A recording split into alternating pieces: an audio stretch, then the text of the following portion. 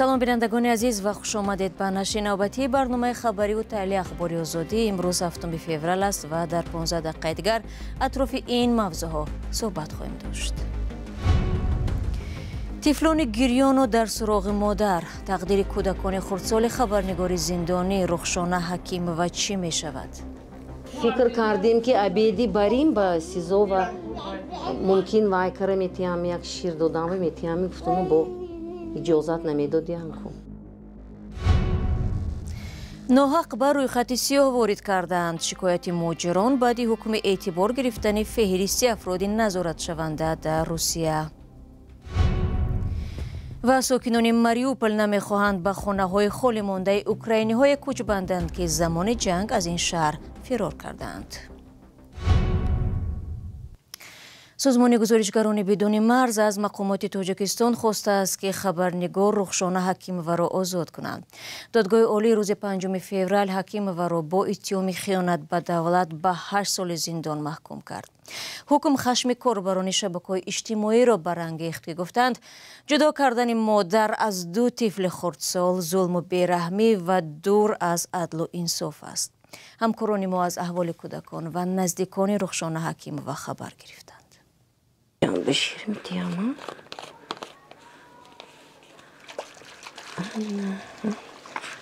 ҷони дилам.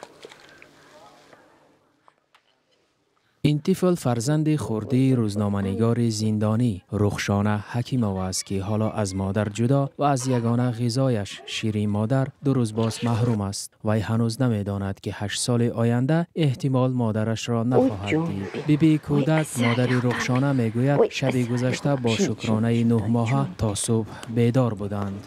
من این فرزند خردیش 9 ماهه کلانیش 2.5 ساله. شیری مادر میخورد. برای همین ما امشب خیلی عذاب کشیدیم. خیلی نمیدانیم اکنون چی کار کنیم. ما یک فکر کردیم که ابیدی بریم با СИЗО و ممکن وای کره میتیم یک شیر دادم و میتیم گفتم با اجازت نمیدادیم کو. مقصوده شراپова حالا نمیداند به پرسش های نبیره کلانیش که پیوسته مادرش را سراغ میکند چی جواب دهد. این آمد از صادق اول نگاه کرد اول بازی کردو سانی مرا آیا میگوید سانی گفت که آیا بوام بیان بوام کنی گفت سانی من گفتم که ها بود بالنیسه و رفتن و کول کردن بعد بازی کرد شب شد انا بوام کنی آیا بوام کنی سحری باز خسته آیا مرا با صادق بوام بران میگفت. والدان رخشانه حکیمووا به بیگناهی دخترشان اصرار می‌ورزند و تا آخرین لحظه ها باور داشتند که او از تالار دادگاه دوباره بیرون می آید، ولی به جای او 2 گوشواره اش را بیرون آوردند، همچون رمزی 2 طفل و همچون پیام به مادرش فرستاده بود. او بچه فوتر گناه لازمش گفتم من از بحران میبرم سگو داده و یک گرگ رو نکردم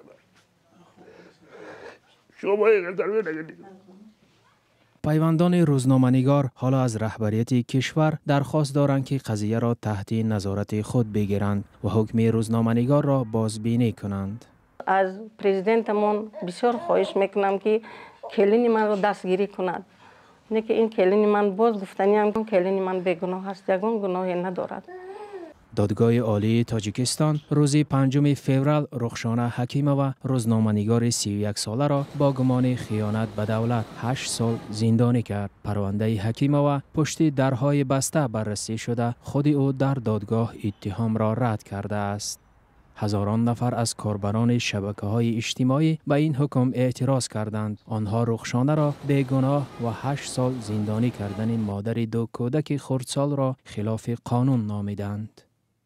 یک منبع نزدیک به تفتیشات پرونده رخشانه حکیمووا را به پرسش در مورد نفوذ چین در تاجیکستان پیوند داد، ولی به دلیل مهر مخفی داشتن پرونده جزئیاتش معلوم نیست.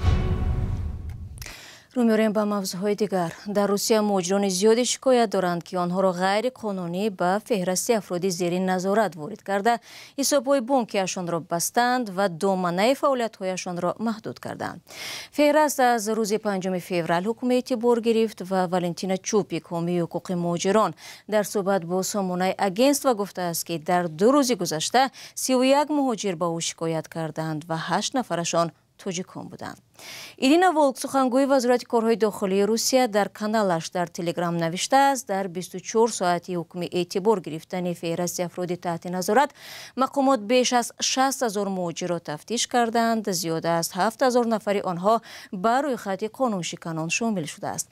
فهرست بحث برانگیز را مقامات روسیه آخر سال گذشته ترتیب دادند و به آن نام خارجیانی را وارد می‌کنند که قاعده‌های رفت و آمد و اقامت را ویران یا جنایت صادر کردند. در فهرست نام 120,000 تاجیکستانی نیز هست و مقامات روسیه از آنها خواسته بودند که تا ماه فوریه سندهایشان را قانونی کنند. در ادامه موضوع روسیه، یک زن روس با 4 کودک نابالغش میگوید بنابر مناسبت‌های درشت منصبداران کشورش بیش از 1 سال می شود روزی خوش ندارد. آناستاسیا سانگاکова شهروند روسیه و همسر یک مرد تاجیک است.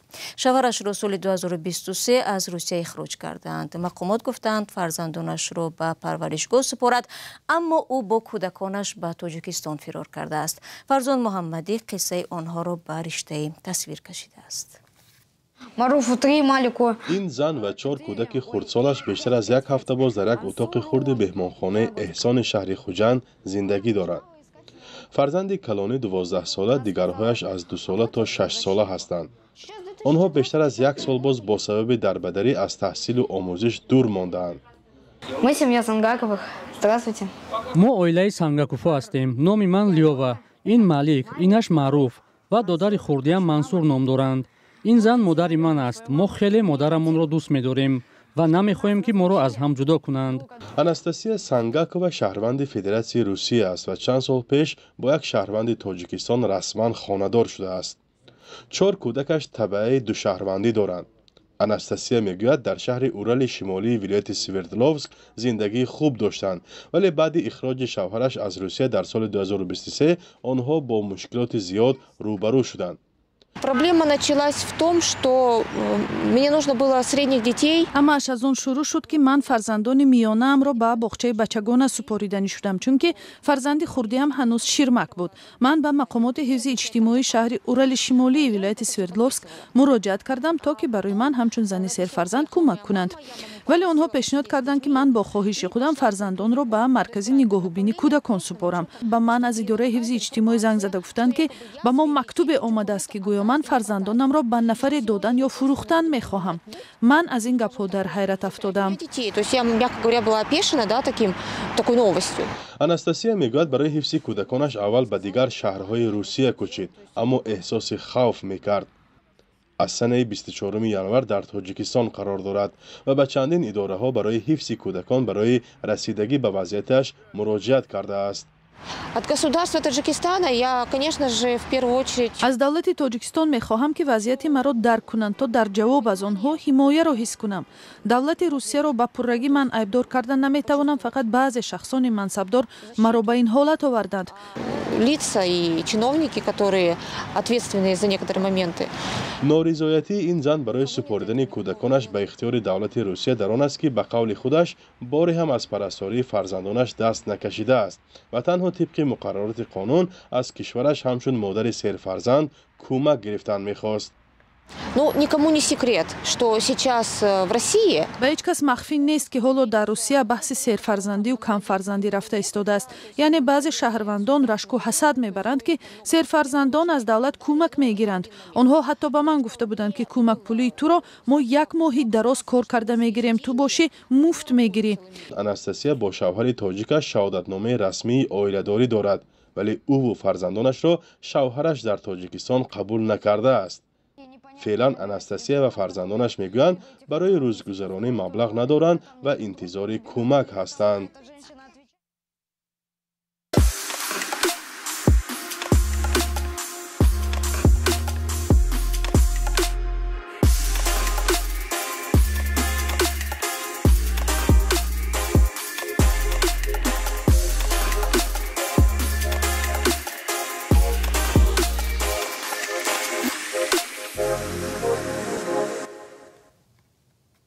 شما برنامه اخباری رادیو آزادی را تماشا دارید. ساکنان بی‌سرپناه ماریوپول اوکراین شهری محاصره شده از سوی روسیه نمیخواهند و خانه‌های خالی کوچبندند که صاحبانشان از جنگ گریخته رفتند. ولادیمیر پوتین این خانه‌ها را بی‌صاحب نامید و از حکومت شهر خواست ساکنانی را که خانه ندارند در منزل‌های خالی جای کنند. سرانگیز نوروزشاه گزارش می‌دهد. ما به خانه‌های بیگانه نمی‌درویم. این هم از نگاه اخلاقی و هم قانونی ناممکن است. ساکنان ماریوپول نمیخواهند به خانه‌های خالی مانده اوکراینی‌های کوچبندند که زمان جنگ از این شهر فرار کردند. این منطقه شرقی اوکراین را روسیه در آغاز جنگ بمباران کرده بود. اکثر ساکنان به سرپناه ماندند. پوتین به آنها وعده خانه نو داده بود، اما حالا مردم را مجبور دارند که در خانه‌های خالی مانده ساکنان دیگر زندگی کنند. این خانه‌های ماریوپولی های ما هستند که در پی عملیات جنگی شهر را ترک کردند. خانه‌های نوبنیاد را که شمارشان زیاد نیست روسیگی‌ها خریداری کردند. اوکراینی‌ها توان مالی خرید خانه و یا گرفتن ایپوتека را نداشتند. مسکو را به آن متهم میکنند که تلاش دارد اهالی روس زبان را در این شهر بیشتر و اوکراینی ها را کم کند. این نتیجه سیاست آگاهانه آمیزش یا عوض کردن اهالی است.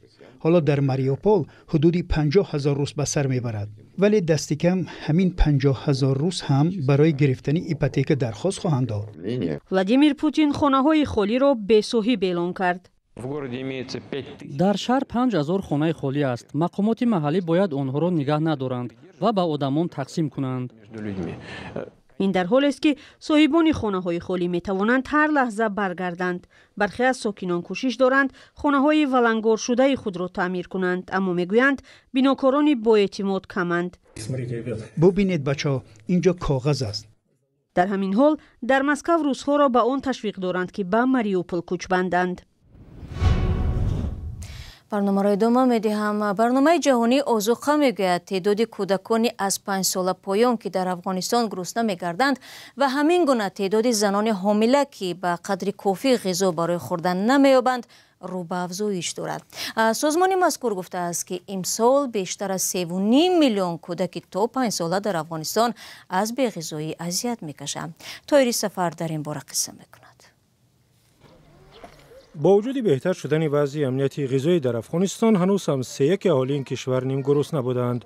این است ارزیابی برنامه جهانی آذوقه که به مردم همسایه کشور تاجیکستان کمک میرساند. ماه اوگوست سال 2021 وضع امنیت غذایی بسیار بد شده، گرسنگی با سرعت افزود. در زمستان آن سال 23 میلیون نفر سخت گرسنگی میکشیدند. حالا 15 میلیون نفر گرسنگی میکشند. از این رو وضع ظاهراً بهتر است. ولی 15 میلیون 3/1 اهالی کشور است و این 3/1 مردم در واقع رنج میبرند.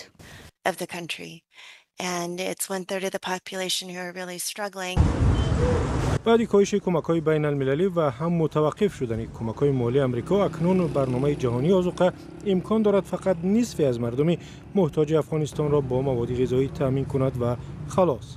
سال 2021 بعد به قدرت رسیدن طالبان، افغانستان به ورطه بحران اقتصادی افتاد چون کمک‌های بین المللی را باز داشتند. فعالیت سیستم بانکی افغانستان را هم محدود کردند. از آن زمان تا کنون ارسال بعضی از کمک‌های بشری از طریق سازمان‌های غیر حکومتی ادامه دارد، زیرا برای مردم فوق‌العاده محتاج روانه شدند. سالهای اخیر وضع دیگر و بدتر شده است، زیرا با نظرداشت عملکردهای طالبان که زنان را از حقوق زیاد محروم کردند و همچنین بحران در دیگر گوشه‌های جهان، کمک‌های بین المللی به افغانستان کم و کمتر می‌شوند. دوستان عزیز، فرصتی که در اختیار داشتیم به انجام میرسد. تشکر که تا این لحظه ها با ما بودید و چون همیشه خبر گزارش از این بیشتر رو شما از آن میتوانید در وبسایت azadi.org و صفحه رادیو آزادی در فیسبوک و اینستاگرام، ایکس و تلگرام، تیک تاک و یوتیوب دسترس کنید. برای شما در 2 روز آینده استراحتی با فراغت میخواهیم. خود را احتیاط کنید و خدا نگهدار.